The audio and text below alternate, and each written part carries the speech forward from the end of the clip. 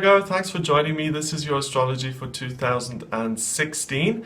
The year starts off really well for you because Jupiter, the lucky planet of good fortune, is in your first house of self, in your sign of Virgo. So this is going to be a year of really feeling very, very certain within yourself, feeling that if you take action that you get what it is you want, feeling like if you're yourself and you don't put on a mask or a facade and you just put yourself out there the way you really are, you're really going to benefit and you're going to have a lot of success. So the first house is the house of self-empowerment. It's where you sit, what you're really like. And Jupiter is growth and expansion. So your inner sense of self, your sense of self-esteem, your sense of confidence is really going to grow and go to the next level. In October 2016, Jupiter moves on into your second house of finance and belonging. So you'll notice that the end of the year is really, really positive for you financially. Saturn is the planet of scrutiny and restriction, and that sits in your fourth house of family for the duration of the year. Saturn is in Sagittarius, and it's been in that sign since the 18th of September 2015. And what that will mean is it will question, or you will question your goals in your relationships. You know, what do I want to achieve with this relationship? Do I want to have a positive relationship with my brother, my sister? Do I want to get married to my girlfriend, my boyfriend? What are the goals here? And you're going to get quite serious about what you want to achieve. I think you're going to be less willing to just live day to day when it comes to your relationships, plural, and you'll want some answers and you'll want to create some meaning in that area of your life. Pluto is in the fifth house of romance and children, and that's in Capricorn.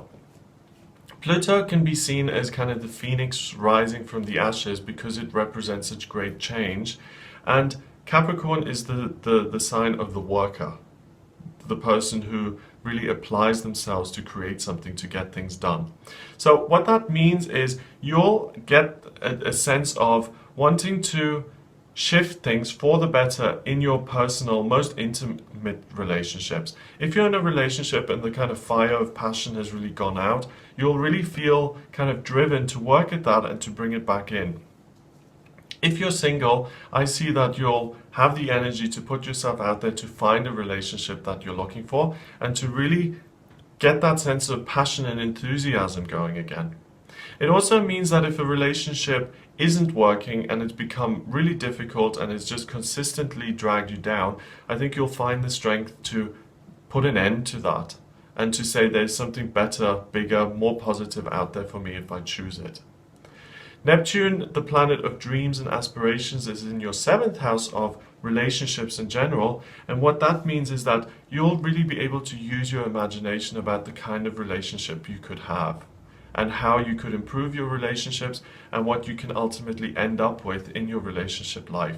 So that's really lovely because you'll really be able to dream and use your imagination, and that kind of gets you out of that narrow kind of, sometimes really limiting sense of what you have in your life already. Because you can always strive for more, you can always strive to improve things.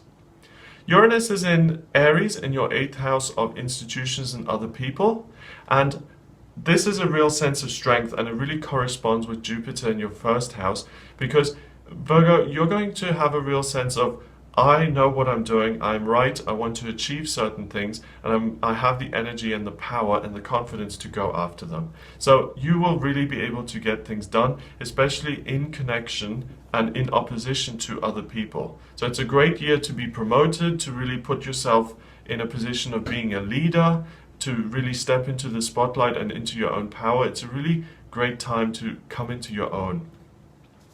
Now, for you, Virgo, the best thing here is spirituality and growth. Because of that Jupiter in your first house, you'll really notice that you're progressing by leaps and bounds. Career and finance is also going to be very good, finance in particular. And the thing you just need to look out for is your health and your fitness, okay? If you want to maintain that energy, be aware of what you're putting in your body. Have a look at your exercise regime. Are you doing enough there? Are you, getting enough exercise on a day-to-day basis. I think you're pretty up to date with that kind of thing anyway, but just make sure you keep an eye on it so you keep your energy up. I hope you have a wonderful 2016. If you're interested in much more detailed monthly forecasts, then please have a look at my monthly predictions here on the YouTube channel. I go into a lot more depth. Subscribe to the channel to be notified when those come out. And if you'd like a private reading with me, then please get in touch via my website. It's gregoryscott.com. Click on the readings tab and you'll see the types of readings that I offer. Have a great year and I'll speak to you soon.